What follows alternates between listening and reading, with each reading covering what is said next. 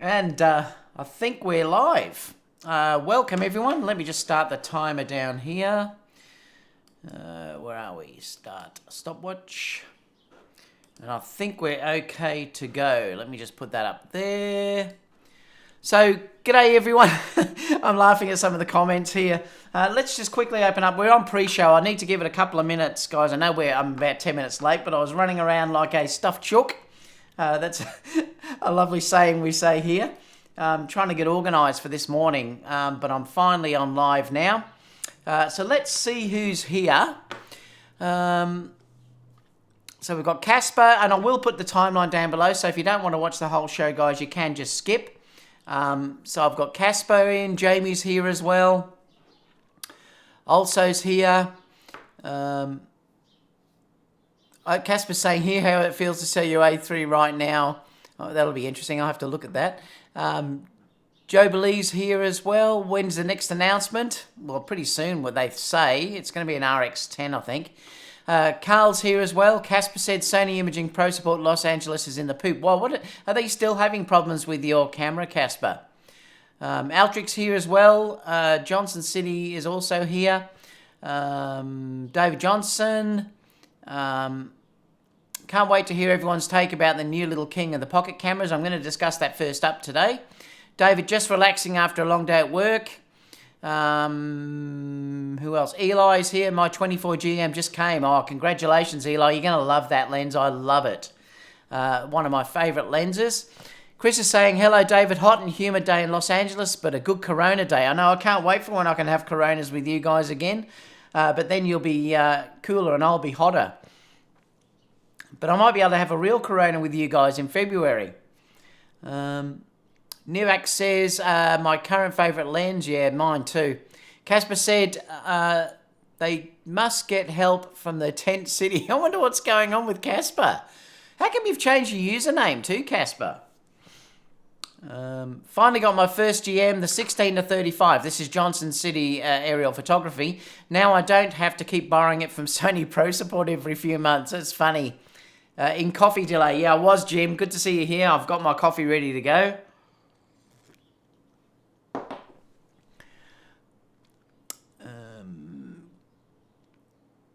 Who else have we got? Eli says, loving it so far. The bokeh is crazy. Yeah, that 24 has beautiful bokeh, that's for sure.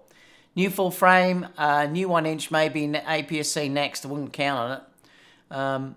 Cheshire Cat's been held up by the owlers. What does that mean? Sam saying hello. Steve Wags also saying hello. Tim said David is getting coffee, but really he's cramming in the new camera conspiracy video to know the truth. I did watch that this morning. Funny as usual. Cliff's saying hi as well. Altrix saying man of the hour. Anthony said headless chook. Matthew said, hi David, was looking forward to an a7riii, but the RX100 looks great if you're after a compact travel camera. Yeah, it does. Brett says, good. Altrix says, any word on the A9 firmware update? Well, Altrix, they're still on schedule because they said just the US summer. So they've got another month, haven't they? If they don't do it within another month, then they're behind schedule. But they did say in the US summer, so they've got another 4 weeks roughly to get that out. Hopefully we'll get some nice little extra changes, like, they might give us the ability to change that focus colour, to the reds and stuff like that they were showing. That would be great. Carlos says, just got my confirmation of shipment from B&H for my Tamron 17-28. Woohoo! I'm going to talk about that. I love that lens. It's great.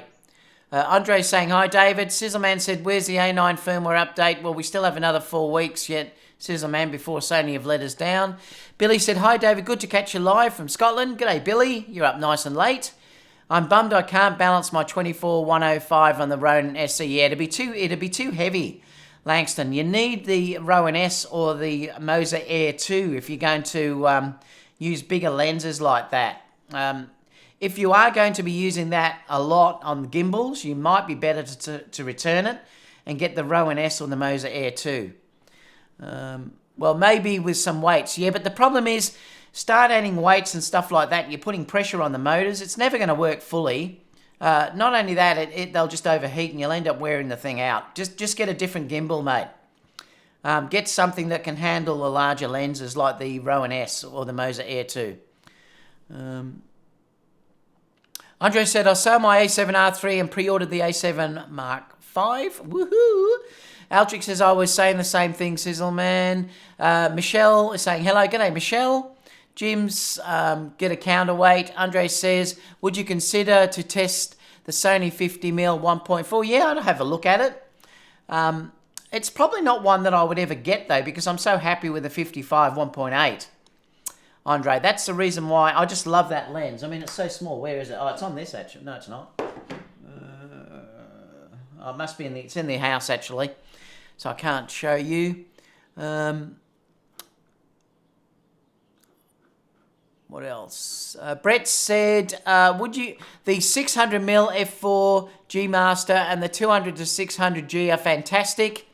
And I got to try them out. I know I saw that. Your images look great with that, Brett. Nigel says, more excited about the RX than the 7 5, to be honest. What else? Aldrich said, that will be awesome. Lomar said, you said BMW. Yeah, I know. It's too early in the morning for me.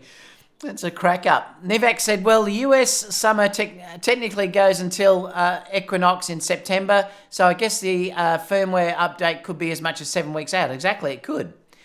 Langston said, I'm likely going to get a lens like the Tamron. I don't need the 105. Yeah, to get the Tamron 17 to 28, the 28 to 75 or the 17 to 28. I'll talk about that soon, Langston. I already have the Rowan S. Oh, okay, there you go then. Aldrich, please don't say that. I wasn't sure what that was about. We should have 1.8. You're talking about the new camera, yeah.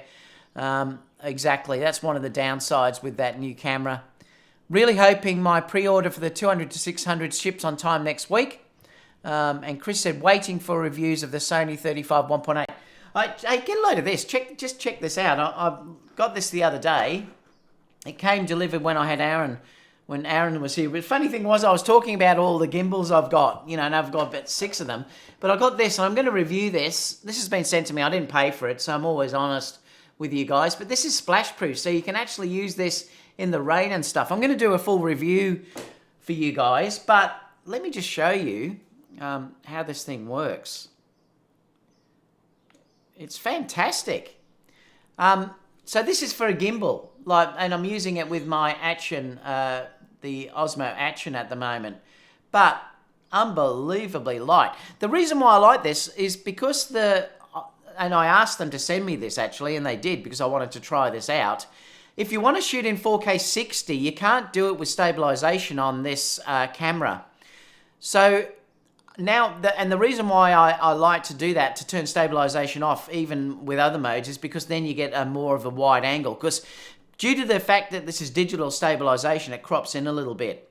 So if I want to shoot without that crop, and I can shoot then in 4K 60, I've got this little gimbal that I can now use with it. And it even has a charge cable, so you can connect it onto the gimbal itself and charge the Osmo Mobile up. But how cool is this little thing? I mean, I love it. It's fantastic. You know, got triggers on it and everything. It has all the modes like a standard.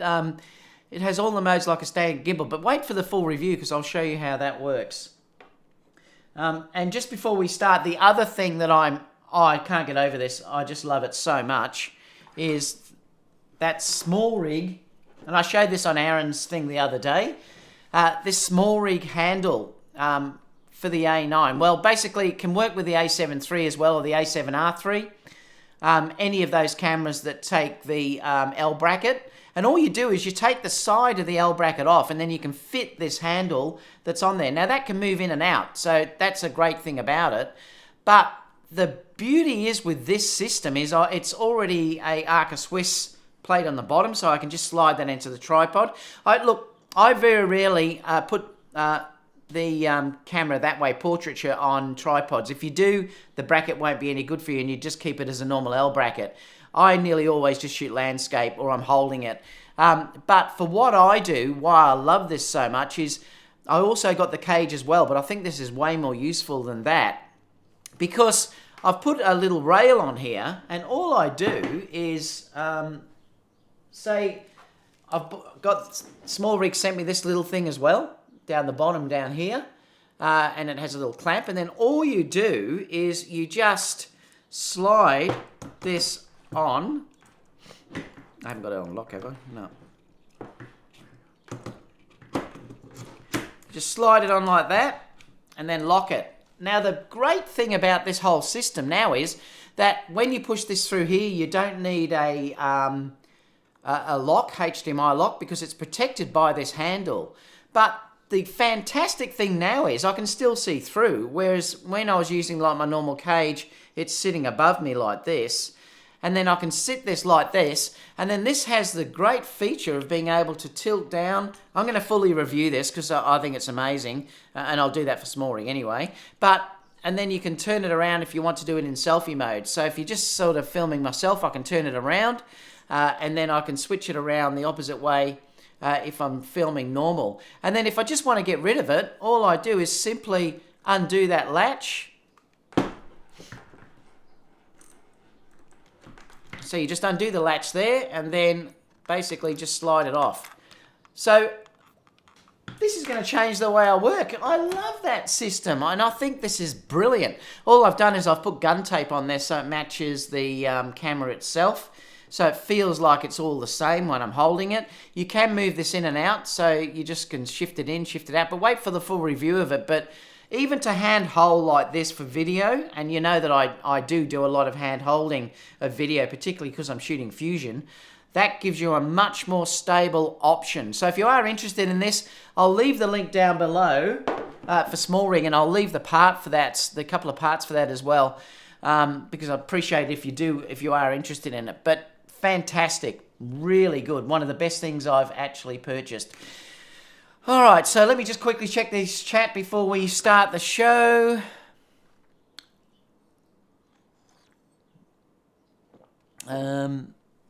Chris said, waiting for the reviews on the Sony 35 1.8 and the Sigma 35 1.2. I should get review units of that, hopefully fairly soon. I think they were saying around a few weeks away. Carlos said, my 2017 MacBook Pro already struggles with uncompressed A7R files. Yeah, if it does, you will really struggle with the A7R4. You've got to make sure that you've got a computer that can handle it. I'm sure, though, the new iPad would probably handle it very, very well. The new Mac, the iPad Pro. What else have we got? Jim said, imagine David's explanation to Kerry if he received the A7R package in a new BMW. Yeah, I know. I missed the start because of Camera Conspiracy. Oh, you missed the start. You were watching Camera Conspiracies. I just watched it to Dana, the herpes vortex. I was dying. I know some of the things he comes up with. Tim said, David showing us his 80-second gimbal. I know I've got so many of them. I should probably sell some. Soon to be 104 in 2 weeks. No, he doesn't have a gimbal problem. Yeah, I have a gimbal obsession. Blas said, they advertise the RX100 as the A9 in a pocket format, but does one get really good quality video image? It looks like it's a smaller sensor quality. No, look, you don't, Blas. It doesn't replace full frame. I had the Mark V, and I'll talk about that soon. Pretty good video quality, but it's definitely not full frame. Exactly. RX cameras are a joke for professionals, but for amateurs, maybe an option. Johnson says, I like the electronic ND on my 100VII. Yeah, I love that as well. Hip Hop Kids, I'm shooting an event at NBC tomorrow with the A9. Watch your advice on settings. It's a live TV show. Well, all I do is use the standard profile. That's all I'm ever using. And I often use just center focus because I like to make sure whatever I've got in the center of the frame is in focus. If not, you can use the touch screen and then obviously follow the focus that way and use the tracking, which is just brilliant. All right, guys, well, let's get started. I'm just going to put down here on the time what time we're going to start this new thing. So what are we, 14?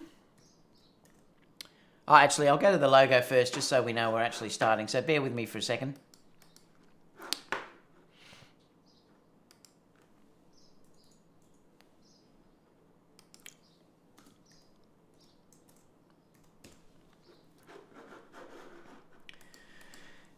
Well, good G'day everyone, we've just had a bit of a pre-show and I was showing off a couple of bits of gear and things like that. I am sticking the timeline down below, so if you don't want to watch parts of the show, you can just skip to that timeline and keep going from that. I'm just checking there was a message there. So we're going to talk over a number of things today. Obviously there's going to be some new releases that we'll talk about and things like that, and we're going to leave up for Q&A at the end, but I will switch over every so often and look at the chat to see what's going on and answer some questions so it's more current with what's actually happening. If you haven't checked my last video, I did just put up one with the a7 III and the Tamron 28-75. That's a previous one. I did a studio shoot. Check that out because I'm really proud of how that looked, and the girls did an amazing job. And you'll sort of see how I work in the studio, particularly often when I'm dealing with younger girls or females in general. It's great that I can have Kerry, a female assistant, there that will be doing everything, and I don't need to go anywhere near them or really touch them or anything like that. So you'll sort of get an idea about how that works, and I think which is a great way for a male to work in a studio. So if you haven't checked that out, check that last video out because I think it's really good, and the shots are straight out of camera JPEG, so have a look at them and see what you think, particularly from that camera and that lens. I think it's really good, and it's a very, very colourful type shoot with balloons, big solid big blocks of colour and things like that. So check it out if you haven't seen it. Just to talk to you too about upcoming things, I've got a lot of reviews coming up, a lot for SmallRig. I just discussed a little bit a minute ago for the A9. And also I've got like this new gimbal that I'm going to be showing that has the Osmo. Some new, some other things I can't even talk about yet. So there's some interesting things that I'm on NDA for that I'm going to be able to show you reasonably soon that are going to be pretty amazing. So stay tuned for all of that. I am doing a full review of the Tamron, but I'll talk about that when we go through a Tamron discussion in a few minutes. So let's get stuck onto the first story because we're going to go through the RX100 announcements. So we're 17. All right, so let's get stuck into this. So Sony this morning announced a new RX100 Mark 7.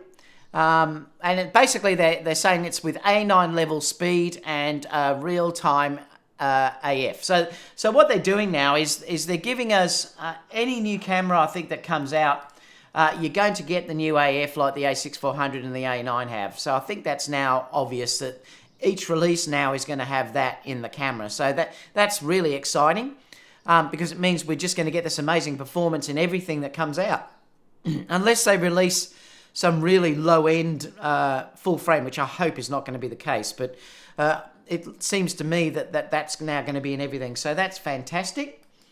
It's $1,200. It's I think it's almost 2,000 Australian, which I think is a bit crazy. But anyway, it looks like it's a really nice travel camera if you want to go very, very light. And I'll talk about my opinion about this soon.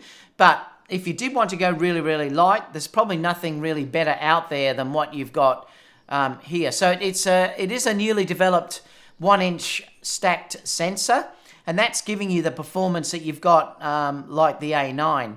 So you're getting A9 levels of speed and performance. So you're getting the 60 AF calculations per second, exactly the same as the A9, and you're also getting 20 frames per second with blackout-free shooting. Now, even the other cameras, though, AF was never a problem with that camera. Because you're dealing with a 1-inch sensor, to be honest, focus was never really an issue anyway. I mean, I had the Mark V, and I never, ever had a problem with focus, and everything is nearly always in focus anyway. If you went down to 1.8 on that, though, you could have an issue with focus, and that was one big advantage with the version 5 over the newer ones, which the aperture, I think, starts at 2.8 and goes up to 4.6, something like that. But so the AF was never a problem, but they have upped it. So they've upped it so that you've now got the tracking as well, which is really nice. It's got 357-point phase detection, and it's got 425-point cross contrast detection points. And like I said, it's got the world's fastest 0.2 second focus acquisition speed. I don't think you can tell the difference now in any of these now. The focus is that fast in any of them that it's just a number that they can measure, but physically we can't tell the difference, I don't think. It's got real-time tracking, and also real-time IAF for humans and animals, and also in video. So that's a nice feature as well, particularly if you're vlogging. You know that your eye is going to be in perfect sharpness. It's got a 24 to 200mm lens, and it's 2.8 to 4.5. Now remember, this is a 1-inch sensor, so that 2.8 probably ends up being about f8 or something. I'm not sure what that aperture is, but it probably is somewhere up around that mark. So everything really is going to be in focus with this. You wouldn't buy this as a camera to have things out of focus. That's why I loved the Mark V that I had, because you could shoot at 1.8, at least you could get some depth of field that was there. But that's not what this is about. You're sacrificing that aperture for zoom, and that's something that you either like, or you have to go to the Mark V or the 5VA or whatever it was called that's out there. You've got a new single burst shoot. It does 90 frames per second, I think, just for a very small period of time, just to give you the ability to pick a perfect moment. Pro level movie functionality, including 4K HDR, real-time tracking, and real-time IAF for shooting in video. So you're probably going to find all new cameras are going to have that as well. It's going to be interesting to see if that tracking comes out in the A9. Also, it has active steady shot, and I think this is something that you're going to find with all of the new cameras that come out now as well. They might blend a little bit with IBIS and also active steady shot, and I think this is the way of the future. They're going to start using AI, like what they do with the iPhones. It will give a much better, and look, there's no better example of that than the Osmo Action, which works brilliantly for stabilization. So if they can start to work more of that in combination with IBIS, and start to get really good stabilization in camera. Yes, there'll be a crop involved, and that's something you have to understand. It'll be fantastic. Anyway, so that's available as well. Vertical position, so you can record this up if you'd like to do vertical videos. Not such a big issue anymore, because now Instagram takes videos horizontally, so it's not such a big deal anymore, but at least it's there if you wanted to do it. But one of the biggest things, I suppose, is that it had a microphone jack, and that's one thing that really did bug me about this camera. The only thing is that you're going to have something like this. I'll just move this out of the way so you can see it. You're going to have some sort of system like this to mount the microphone on the edge of the camera, which is a bummer that they couldn't have given us something on the top of the camera, you know, to enable us to put the microphone on it. So that's the only downside of it, but at least there's a microphone jack now. Because for me, I think the problem is, if you're a vlogger and you want to start adding microphones and things like that, you're better off, I believe, to get the A6400. Because they're almost the same price, and that's the interesting thing about this. So there's two ways of looking at this, which I'll talk about in a minute, actually. I'll just show this because I'd like to show you just some results of what it looks like. You can see it's basically exactly the same as the previous models that are out there. You do have to be careful with this mechanism here, though, because if it does get dirt in it, it will lock that mechanism up and basically make it useless. So you do have to be very, very careful with that front mechanism. If it does get dirty, this part in here can just lock up. I've actually had that happen, so I know that can be a problem. But, you know, nice looking little camera. Very similar menus to Sony, the high-end cameras. There's areas they certainly could have improved this. The touchscreen still doesn't work. I think it's only touch to focus. The menus you can't touch. It's not a really high-end screen on the back, so they certainly could have improved that. Like other Sony cameras, that's definitely one area that could be improved. It's a pity that somewhere or somehow they couldn't put, like I said, a microphone adapter or something on this. But I suppose you'll just have to buy a cage. Or SmallRig may come out with an adapter, but I'm not sure how even SmallRig can do it without a cage, because there's nothing really to screw it into unless you screw it into the bottom, I suppose. But you're going to have some sort of system with that. So how does this fit in? Well, if you want the ultimate light camera for travel and you don't want to take any interchangeable lenses, things like that, and you're working in good lighting, this seems to be a really good release. So it's I suppose you have to take it on that way. If you want to sort of travel very light, work in good light, it's a really good release, and you have a decent focal length or range with the zoom lens that's on this. The downsides, obviously, it doesn't have the ND, which I used to love on the Mark V, because it does make a massive difference if you're shooting video, a massive difference, because it's hard to put filters onto these cameras. So that was a real big bonus. Clearly, with the zoom lens on this, they can't fit that in. But it's interesting because the Canon version, or the competitor to this, does have an ND, but it's not got quite as long a range. I think it's a 105 on the Canon. Microphone jack, fantastic. But like I said, if you're going to use this, really, you're going to have to then start to put a cage on it. So as a vlogging camera, it seems to be that it'll be pretty good. I still believe at the price, though, that you're looking at this. If you were sort of thinking about which camera to buy or whatever, I would buy the a6-400 over this in a heartbeat. And there's a couple of reasons why, is because the a6-400, you could get, say, the a6-400 and probably the 16mm Sigma lens for the same cost, basically, or it's very, very similar in price. And that's exactly what I'm using now. But you have the benefit of then that you're going to be able to upgrade to other lenses and things like that later on. A much better body, I believe. And also you've got the ability to just stick a microphone actually on the camera on the a6-400, which you can't do on this camera. So I think if I was buying one or the other, and you're in that range of, say, well, what should I buy? Even for travel, I would take the a6-400 over the RX100.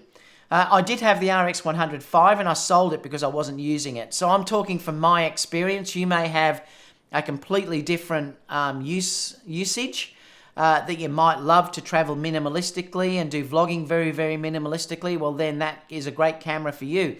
I don't find the a6-400 hard to lug around at all. In fact, I find it an amazing camera, and it works much better in low light. I'm talking much better in low light. So for me, personally, I think it's a little bit overpriced for what it is. I think it's a lot of money you're asking, and I think I'd prefer a full-on system like the a6-400 before I got that. But where does this leave us with cameras that are going to be coming up? You know, I mean, it's interesting because they're talking now about the next camera that's going to be coming out is going to be the RX10, is it? I think that's the model number. So they're saying that's going to be the next camera. And now everything I've heard is that the next camera after that is going to be the A9 II, sometime later this year.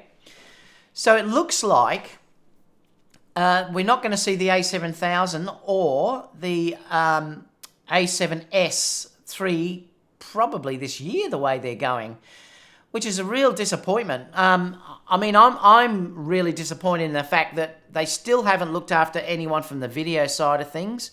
And that's going to be a problem, I think, for Sony eventually. I think a lot of people may be like me, and they're only willing to wait so long before they say, I've had enough, and I'm going to say get something like an XT3 or something else that gives me the video specs that I need. I'm going to give Sony the benefit of the doubt for a little while, but, you know, if they haven't solved this by Christmas, I may have to look elsewhere for a video side of cameras. So I'm hoping they have. But it's disappointing that we don't seem to be, they're releasing everything that, I know some are saying they want these, but they've released two cameras that weren't really needed at this time. They didn't really need the A7R Mark IV, and they also didn't really need this. They definitely need an A7000, and they definitely need an A7S III. So they're two things that Sony desperately need, and they're not giving us for some reason, whether it's development, they can't run it for overheating or whatever. But there's some other things that I keep thinking about this and how this is working is that, you know, they released the A7R IV without us expecting it. Now, just have a think about this because I want to sort of think about this with you, that with the A7 III, the A7 III at the moment is probably a better video camera than the A7S III. The A7S II. I mean, I think it is actually a better overall camera than the A7S II. Now, what if they are just going to say announce an A7 IV? Now, if they do announce an A7 IV, does that then mean that there's never ever going to be an A7S III? Now, the reason why I'm saying this is because at the moment, the A7 III is equal to the A7S II, and I think it's better in most regards. If they released an A7 IV, could that possibly have 4K 60 in it and say be around that 20 megapixel or 24 megapixel, what it is now? If that's the case, is an A7S III never going to exist? And I'm just starting to think, what on earth is going on with that line of camera? You know, is it not going to be there anymore? Is an A7 III going to be like a mix between the A7 III and the A7S, and then all we'll have is the A9 II? It's going to be interesting to see where Sony moves next, because I'm not convinced now that the A7S III is going to be released before the A7 IV. The A7 IV is sold like crazy, and it's one of the best-selling cameras. You know, if the A7 III, if they released an A7 IV and it had those features in and it was still cheaper, that thing would just sell like crazy. And it may have all the video features we need, because if they were going to release an A7 IV, what could that have in it?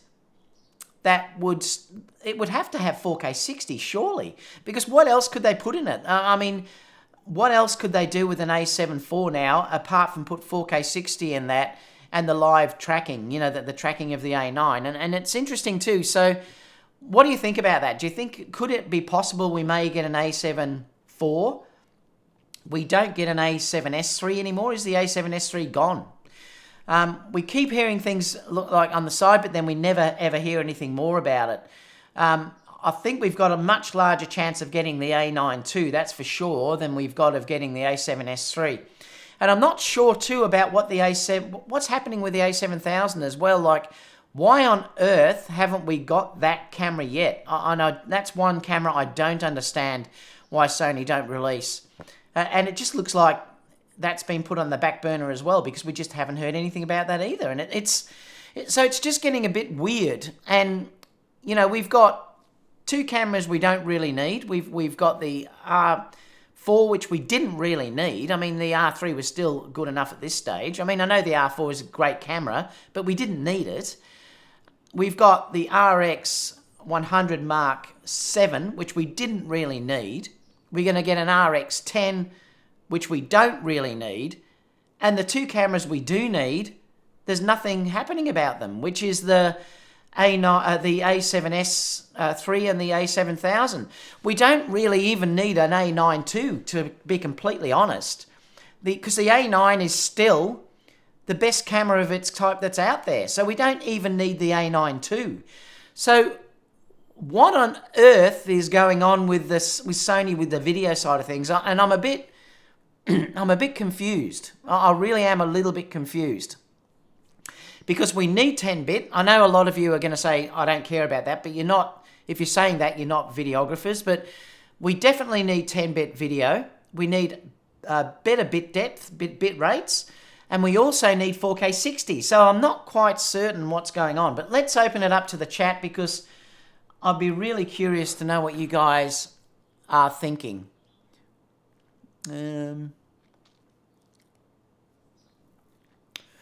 So where did we go with this? Okay, RX100.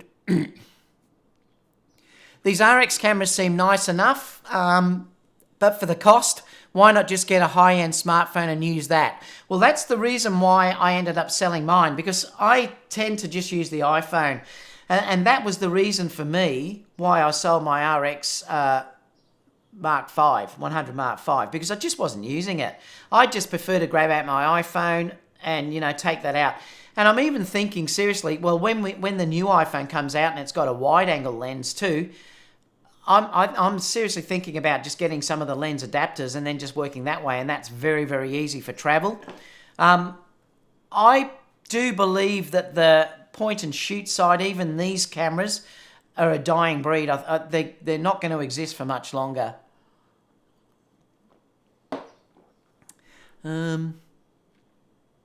Doesn't the A6400 get the A9 speed? No, it doesn't. It's got the tracking, but it's still not the same as the A9. It can't do 20 frames per second either. It only does 10. Andrew says, yes, I got the RX100V second hand on eBay and love it. They brought in phase detect focus on this one. Andre says, why not buy an a7 III way better, or a6400 with the Zhuan gimbal? Well, that's what I think. That's what I would recommend, Andre. It just depends if you want to travel really, really light. If you want to travel really, really light, the RX100 series is a fantastic.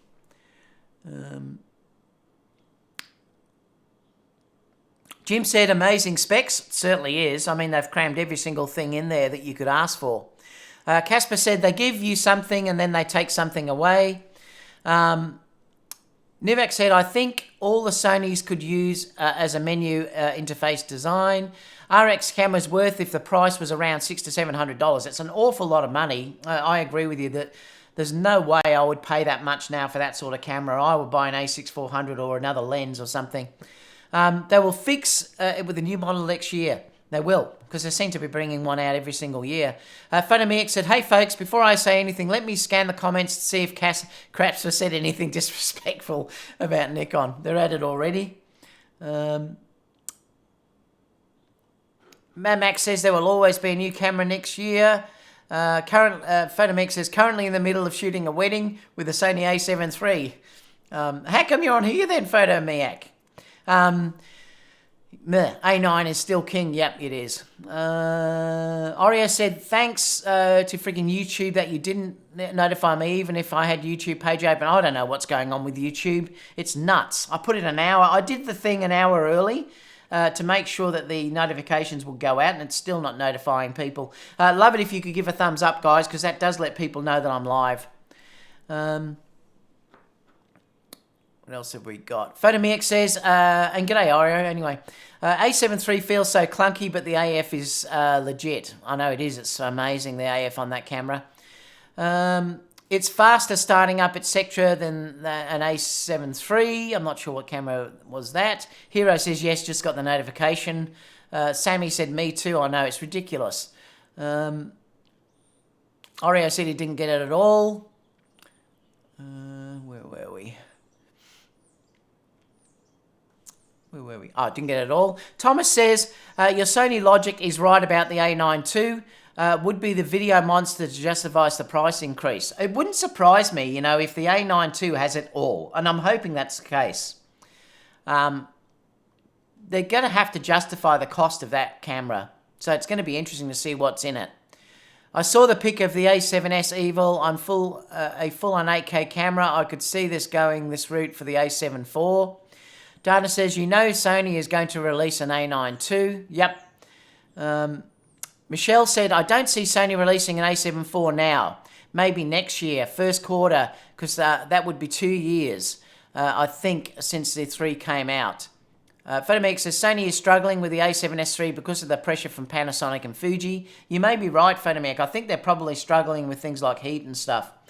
The RX100 is a waste of time, Hero said. James said the A7 could have an A9 sensor and... Oh, you're talking about the A7 IV. Could have an A9 sensor, and Sony, big dogs still talk of the A7S, so it's still coming. Casper said they will after they empty your bank account. When you're out of money, they will release it. Yeah, probably. You're probably right. Everything Man. G'day, mate. How you going? Watched your video this morning. It was really good what you said about the camera.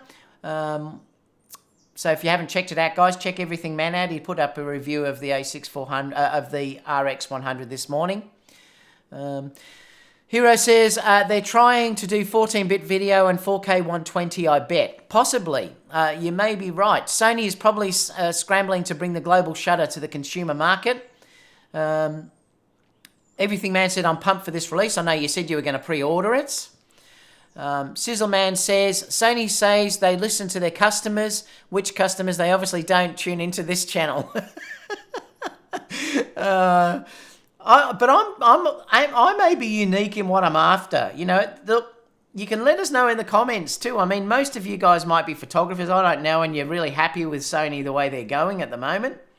I want more of a fusion camera, and I can tell you 100% that the future is fusion. I don't care what anyone says to you out there that say I only shoot stills.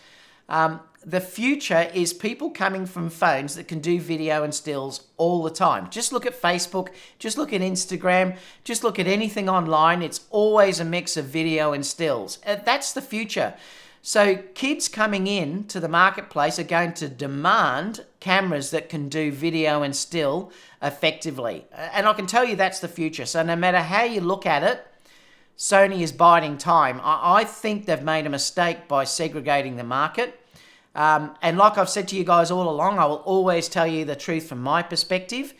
I think if they're going to segregate the market into video and stills, that's a big mistake. And all it takes is Nikon or Canon or Panasonic to bring out an amazing camera that does it all, and Sony will be in trouble if they start to segregate it. And I think that was a silly move, and I still think that's a silly move. The the Sony a7R4 is a great stills camera, but on video side, it's meh. It's just average by today's standards, and that's something that you have to understand. It's there, but it's nothing spectacular at all. And if Sony go down that avenue for too long, they'll be in trouble. So they've got to think about that in the future, because I do believe the future is going to be all hybrid, and I think that's how you've got to think about it. You may disagree, and that's fine. I'm just saying the future is kids that are coming up are going to demand both. What else have we got?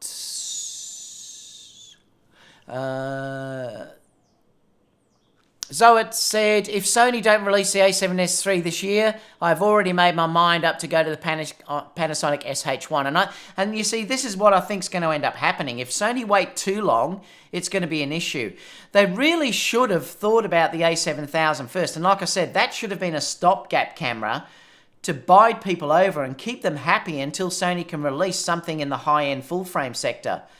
Like I said, if they released a camera that could do 4K 60 and it had high bit depths and you can only do it for 5 minutes, I'd be happy with that, because that would tide me over, because I very rarely shoot 4K for long periods of time. And I think that could be something that Sony could do. And, you know, it's interesting that we're not getting it. Michelle said they need to release a video-centered full frame that competes with the GH5 features 6K, unlimited video recording, etc. The other thing too, I believe the RX100 Mark 7 is unlimited recording. You just have to change the settings. So that's one other great feature about it. I'm not sure whether it will overheat though. That'll be the interesting thing, that people will have to test that. And I'm not talking about the reviewers you're seeing at the moment. I'm saying get reviewers that aren't biased, and that's the thing that we've got to wait and see. Or even a GH5S, so it's saying.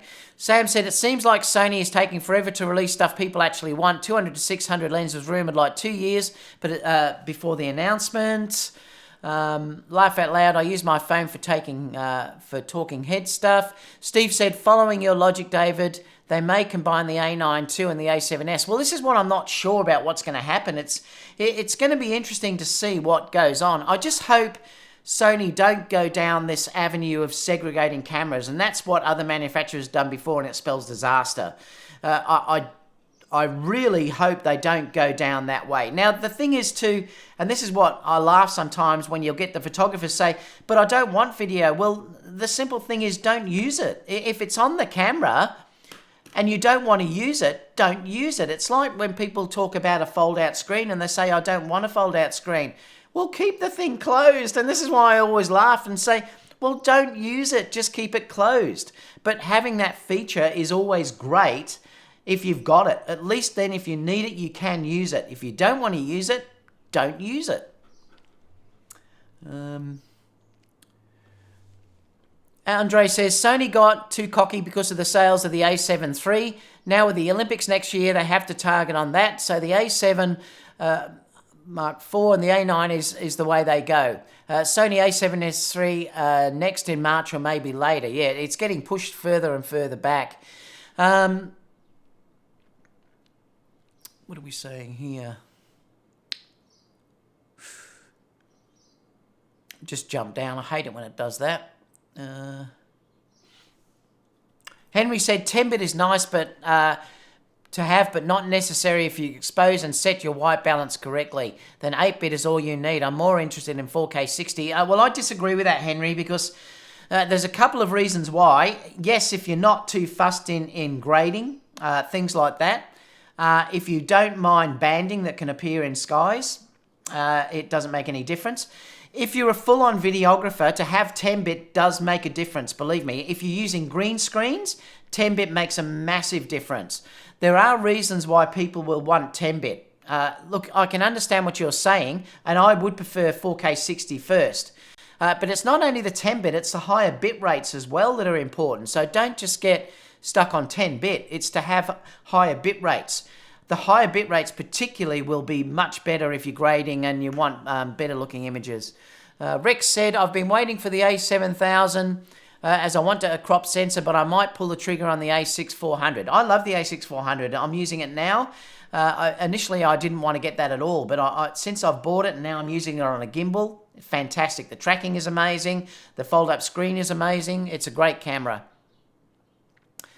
Oreo said they should put phone abilities in the RX. Yeah, they should.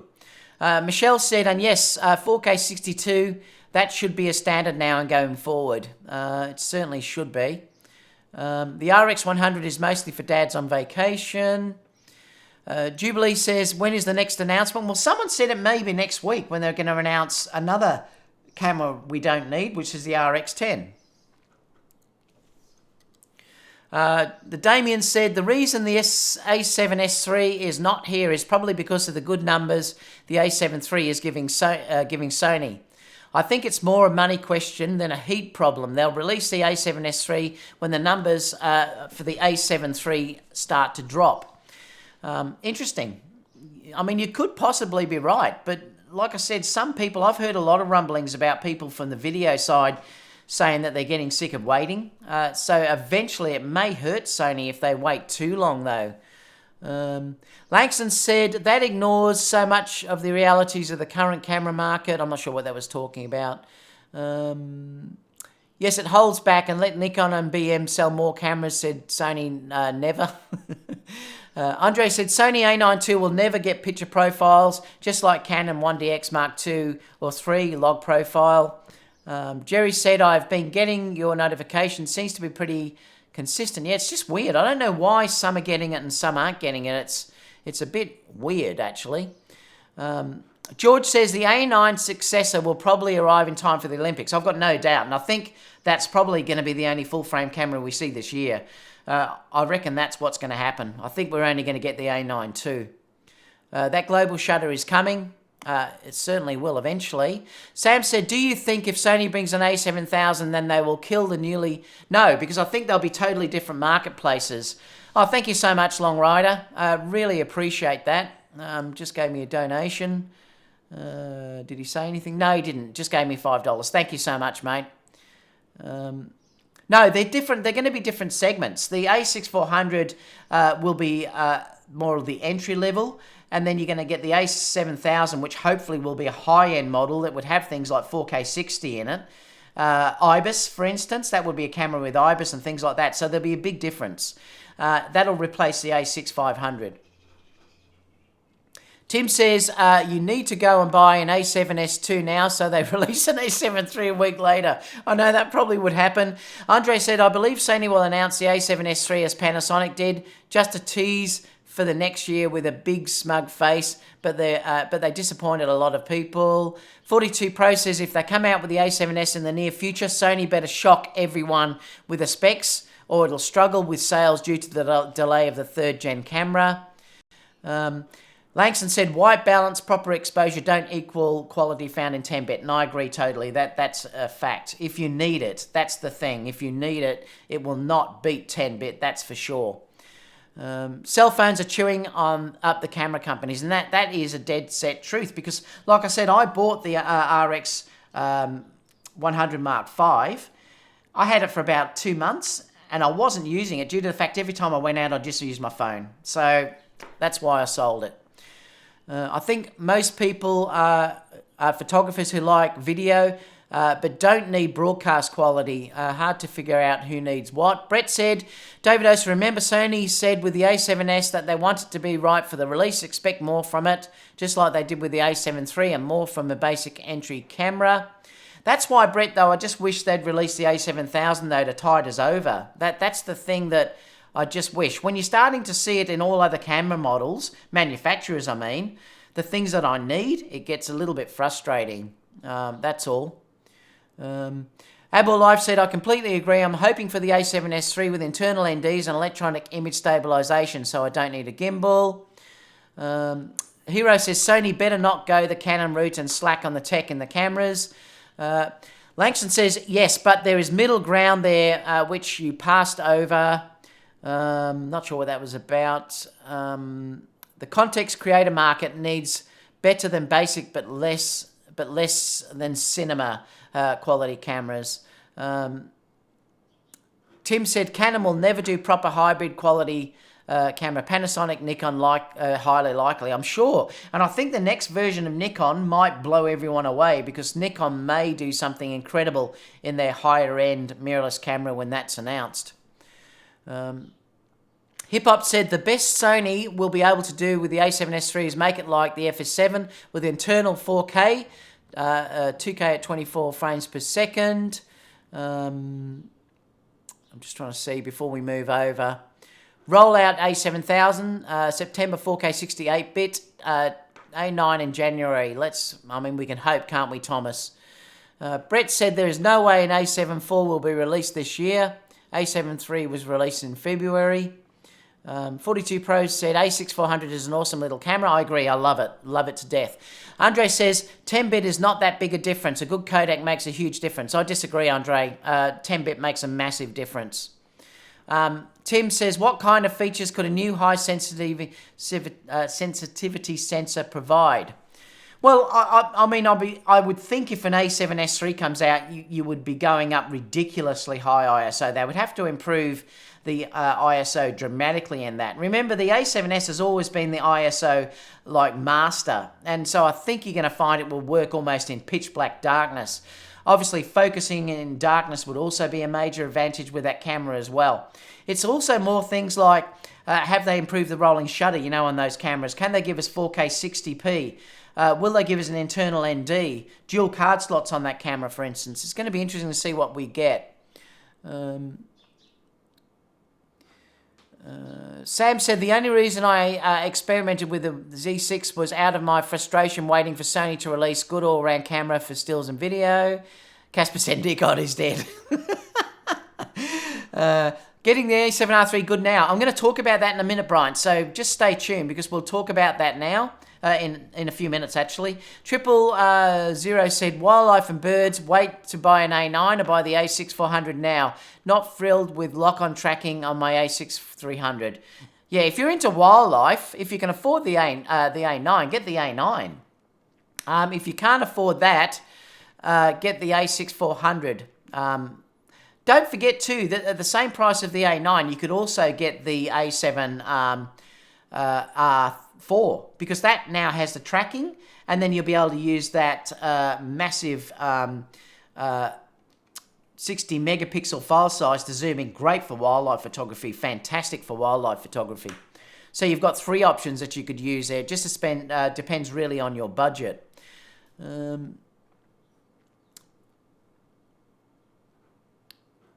Studio 96 has said Nikon D850, 750, Canon is mentioning a few different cameras, A9. There will never be an A7S because of the shrinking camera market. Features equal cost, so that's why they need to separate the video centric to the photography's body. The only problem is, Atom, and that's why I'm saying, though, that is a flawed strategy long term, because it's going to hurt them long term. Like I said, I can tell you the younger generation wants video. They want to post videos on YouTube. They want to do everything that's sort of video and stills related. And if they go down that line, they're going to be in trouble. And I hope Sony don't go down that line for too long. Oh, thank you so much, Sammy. Thank you so much for the $5. Really appreciate it.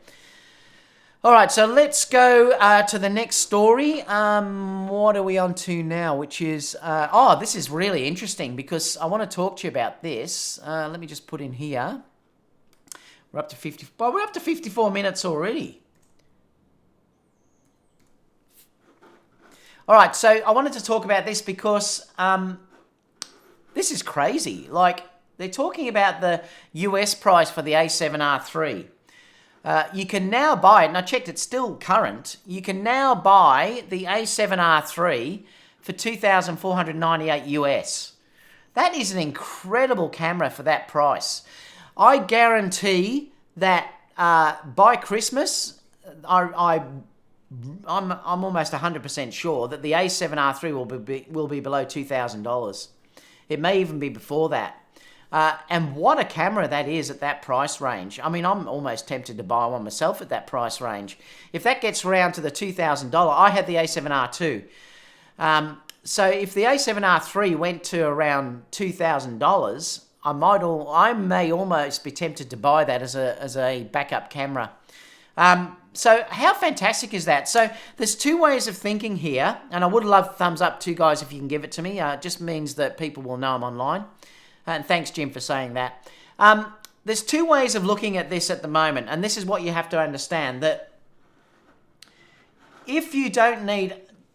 Please don't jump onto a 60 megapixel camera unless you need 60 megapixels. It's silly, just always going for the best if you don't need it. And the reason why I'm saying that is if you have no need for that type of resolution, your computer can't handle that resolution, you need extra storage to handle that resolution. There are going to be problems shooting with that camera with getting things really beautiful and still due to the fact of the megapixels. I can tell you that's going to be an issue. If you're not very, very careful about how you shoot, you'll have blurry images. So if you're not really needing that type of resolution, the a7R3 may be the best camera that you can buy at that price range, because if it gets down to, say, around about $2,000, you can buy that camera with an amazing lens for the same price that you're going to be paying for the a7R4. So it's something that you need to consider, and you're still getting 40 megapixels. There's nothing wrong with 40 megapixels in size. So if you are thinking about it and you're not sure which way to go, you may be still better off to get a really good value a7R3, and a second-hand one you probably will get for under $2,000 now. So, think about purchasing that camera and getting a beautiful lens. Remember, lenses will often make way more of a difference than what a camera body is. If you've got enough money to go out and buy the 24G Master or the 16 to 35G Master or something like that, a really good lens, that will make way more difference to your photography than it will going out buying a 60 megapixel sensor. So it's just something to think about, that the price of the Sony a7R3 at the moment is starting to look outstanding. And I think once the R4 is released, you're going to find you'll get unbelievably great quality second-hand versions that have had hardly any use, because people will just get gas and they'll upgrade. So it's something to think about. Anyway, I thought that was a really interesting story to share because of the price of that camera. I'm going to keep moving because we don't need to stop on that again. But wow, fantastic. So let's go on to the next one. What are we on? 58. So the next story I wanted to talk about was just the Tamron. I haven't got anything to bring up, but I just wanted to talk about, I am reviewing the Tamron 17 to 28. And I've been finding, I absolutely adore this on again. I think from my usage, and I've used it before, but I believe this is probably the best gimbal lens you can buy. I really do believe that this is the best one you can buy due to the fact that it's so light and small. You've got 17 to 28, which is an amazing focal length on a gimbal, and it will work on the lighter gimbals like the Moza Air 2 or the Firetech AK2000 gimbals like that, without much weight being on it at all. It uses the 67mm filter thread, which is also great because it's the same as my 24mm G Master, the 1.4, and also the 28 to 75. Outstanding. Now, stay tuned for the review because I'm going to have a review up sometime next week. which will have my full review of it, and I'm hoping to go out and do some landscape and things like that. But I just wanted to mention how happy I am with the gimbal side of things, using this just over the last few days. Like I said, I do honestly believe this is probably the best gimbal lens that you can purchase. So stay tuned for the review. I love these. Like I said, it's very similar in size to the 28 to 75. If you're looking at it, it's slightly smaller. This is the 17 on this side. Both take the 67mm one. And I can almost guarantee that the next one that Tamron release will be the 70 to 200 or, the 78 to 200. So then you'll have the holy trinity of lenses, and can't recommend it enough. So stay tuned for the review. That will be up soon. So I just wanted to talk about that aspect of that lens. Now let's go over the sensors just briefly. 1 hour. What are we? 00:30. So next story is this one. I just wanted to briefly go through this with you. I sort of mentioned this with Aaron the other day. I'm not going to go through heaps of it because I'll leave the link down below and you can read it yourself. But Petapixel shared this interesting thing about the new sensors that are being or have been announced. So there's this new Bayer sensor that's coming out, and it's interesting how it works. It's a quad Bayer. What this does is it gives you the ability to shoot HDR in one click. I think that's what the ability with that sensor is. They're saying it's probably the same sensor as this 61 chip found inside the a7riii, but they're using the Bayer sensor on this new one that's going to come out. But they have showed 6 sensors, and they're all listed here. There's a 48.9 megapixel, there's 2 of those. There's also a 55 megapixel one as well. There's a 26 megapixel, 24.6 megapixel sensor, and there's also a 15 megapixel sensor as well. I'm wondering whether this one is possibly going to be the a7S3 sensor. It's going to be interesting to see what comes out. They're saying in here that the sensors that are already announced, they believe that the 24.6 one is the one that's used in the Nikon Z6 and the Panasonic a7riii. So that's already out there. And also the Panasonic S1 and the Sigma FP. So that's what they're saying that one is. What else are they saying? They're saying the rest don't feature the stack design. So they're not stack sensors though. So that's important to mention. So it doesn't look like they're going to be the new A9 II sensor. But they're saying it still manages to capture 13.2 frames per second at 14-bit. So this is interesting. So they're saying that it's a 55 megapixel sensor and it can do 13.2 frames per second at 14-bit. There is a 30 megapixel one and also a 48.9 megapixel stack sensors. I believe that this one here, because this is stacked, this possibly could be the new A9 II sensor. And people can comment down below what they think about this, but that may be the new A9 II sensor. I couldn't picture them putting a 50 megapixel sensor in the A9 II. I don't think they'd want to go that big, even though it's stacked. So I think, possibly that could be the new A9 II. And there's also this new 45 degree pixel array that could potentially produce better diagonal resolution as well. There's an explanation there if you want to read about that. They do talk about this quad Bayer sensor, saying that basically it's 4 square pixels into a single color. So what it does, it just gets you the ability to do HDR in one click. And that also could be obviously useful if you're dealing with shooting HDR in the A7S3, something like that. So there you go. So it's really interesting. But have a read of that. It's all in the all in this document. Like I said, I'll put that down below and leave some comments if you'd like to comment about that as well. I'm going to go into the next one before we go any further and open it up to Q&A. 1:03:55. All right, so this next story is hilarious. I can't believe that they let this go through, but I think at least one person has got this ridiculous glitch on Amazon. They got $10,000 worth of gear for $500, which is unbelievable when you look at that. So they're saying that Amazon sparked this frenzy the other day after an apparent glitch allowed customers to buy extremely expensive cameras and lenses, including one worth $13,000 for just $94.98 each. So they just paid $94.48 each. It's incredible. I mean, it's unbelievable. But it seems like one photographer they spoke to for the original report ordered several Sony cameras and lenses during the glitch before Amazon froze his account for suspicious activity. And what he did, a 2000 Sony a7 III and a 850 Sony 10-18 arrived on his doorstep the next day. So he actually got it for that price.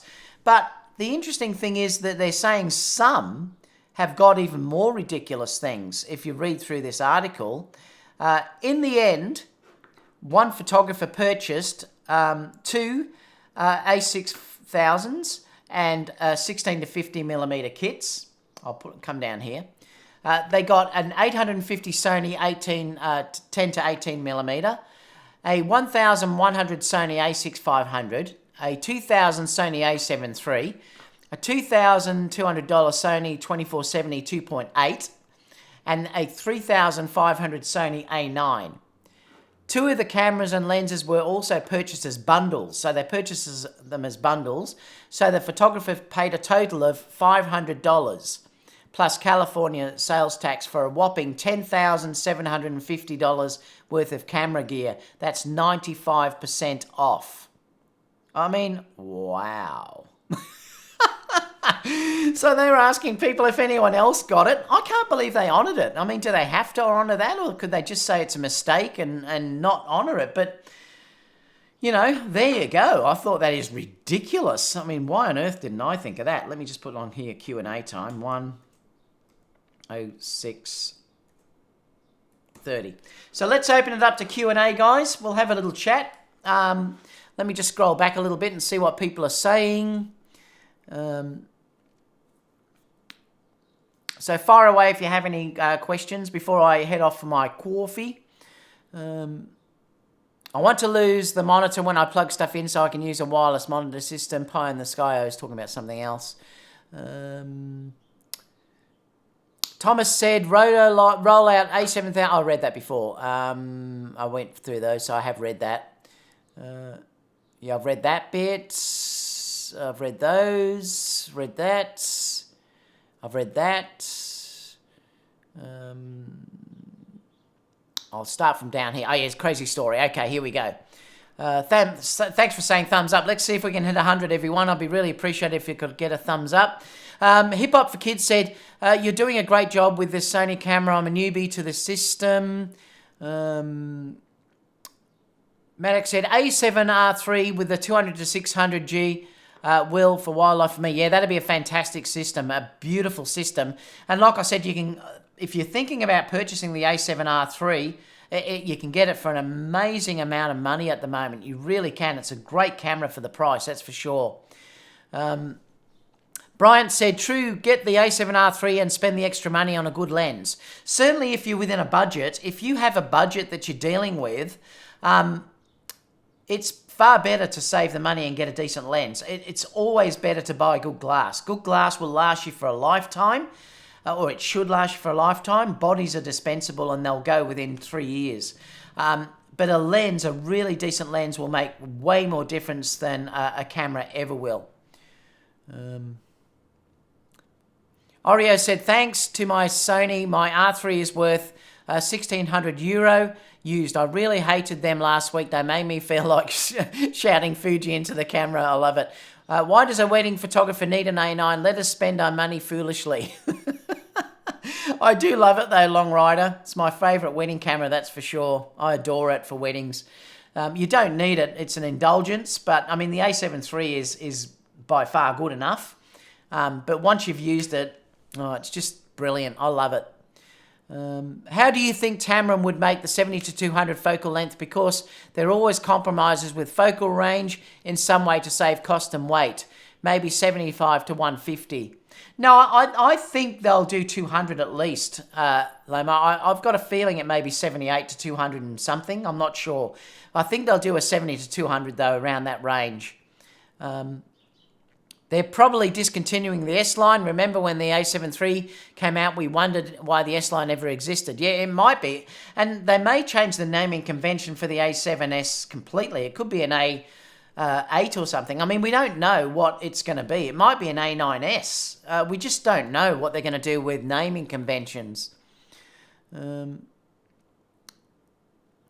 Bryant says, is having that AF and MF too critical on Tamron? I plan on buying the 28 to 75. No, I have no problem with it at all. Sam said, make sure you shoot some brick walls and let us know how that goes. Yeah, I won't be doing that, Sam. Tim said, really eager to see some samples of the Sigma 12 to 24, better fit for my architecture. Hopefully I will get all those Sigma lenses in the coming weeks.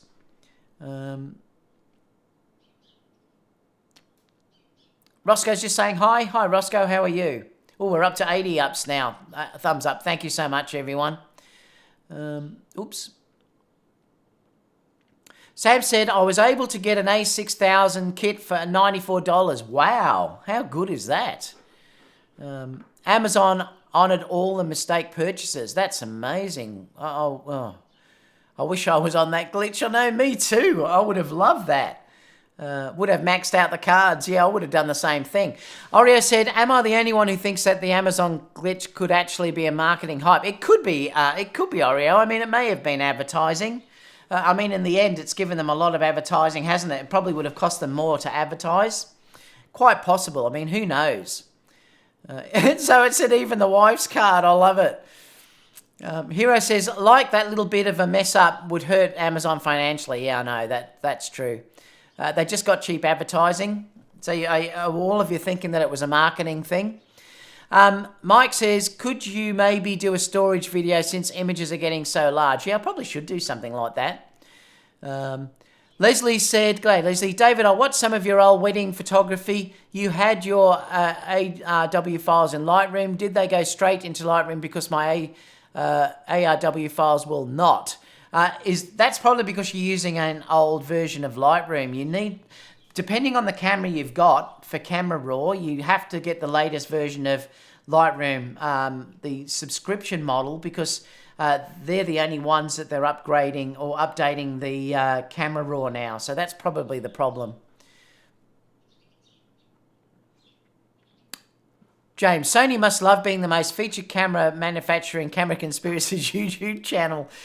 Jim said, oops, it's just gone a bit bigger. Let me just fit that in view. Actual size. Jim said, if you have Lightroom Classic A7 III not supported. Yep, exactly.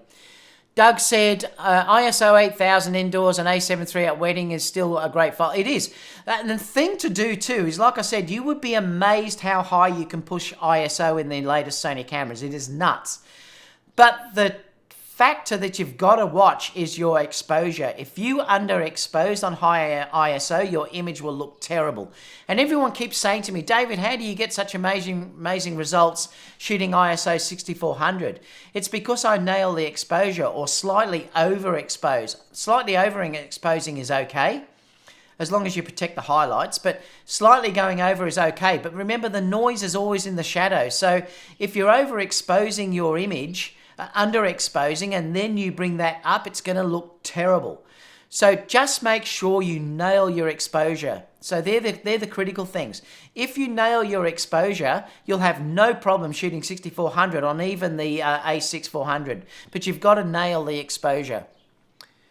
Do you think Sony will add an update to allow SML RAW files on? No, I don't think they will. No, I don't think it's something Sony's interested in doing. So it's a bummer, actually. I wish they would, though, because that's certainly a camera that it's needed on. Congrats, David. No thumbs down. I know, amazing. I'll get them, don't you worry. We're up to 86 now. Are we going to hit the 100 before we finish? Where will you be next year during this Amazon thing? I'll be on Amazon. Triple says, curious to see if there would be an Easter egg report on 2020 Prime Day. Oh, don't know what that means, but Altric says, I will skip the A9 II and wait for the A9 III. I'm not going to buy the A9 II either, Altric. I need more of a video camera, so there's no way I'll be buying that, but I might the year after. I may even upgrade to it late next year, I'm not sure. Jib said 14 thumbs shy of 100. Yep, we're nearly there. Like I said, somebody better make a 4K 90 frames per second because the 60 frames per second slow-mo ain't cutting it for me. 400 megabits 10-bit is possible, even 600 on a V9 card, or they could just make another cam we don't need. Wow, you are asking for them to be pushing the limits there. Apart from that, guys, just make sure you do check my last video I did. I did do a studio shoot. Really happy and proud with how it worked out. And like I said too, there's also some good hints on there too. If you're wondering about how I particularly work with younger models, girls, you'll see that Kerry is in the video doing all of the touching and moving things and doing all that sort of stuff. I'm really only staying back shooting. So check that out because you'll get a good idea of what's a great way to shoot with young models. Their parents were there as well. But you'll get an idea that I'm more hands-off. Sometimes I will go up and adjust hair and things if I'm working on my own, but I've always got a parent there and I'll always ask the person, say, do you mind if I just fix this? And then they'll usually say, okay. That's about as hands-on as I actually get. But check that video out. It was shot with the a7 III and the Tamron 28-75, and it's a very, very colourful shot, and all the images on it are with JPEG. So straight out of camera. So have a look at that to see if you think that how good the images is coming out with the a7 III and the Tamron in the studio thing. So check that out as well. Apart from that, stay tuned because I've got a few video reviews coming up. And I'll see you all in the next video. I'm going to go and buy a coffee. It's my coffee time now.